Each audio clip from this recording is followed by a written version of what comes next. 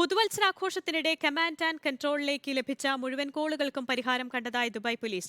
14,148 phone കോളുകളാണ് പ്രശ്നപരിഹാരത്തിനായി ലഭിച്ചത്. ഇത്തവണ കാര്യമായ അപകടങ്ങളൊന്നുമില്ലാതെയാണ് പുതുവത്സരാഘോഷം സമാപിച്ചതെന്നും അധികൃതർ വ്യക്തമാക്കി.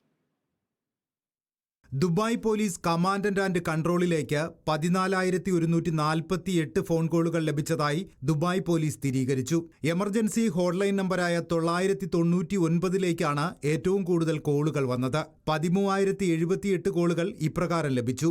അതേസമയം അടിയന്തര കേസുകളല്ലാത്തവയ്ക്കുള്ള 901 എന്ന നമ്പറിലുള്ള കോൾ സെന്ററിലേക്ക് 1,070 കോളുകളും ഇതേ ദിവസം ലഭിച്ചു.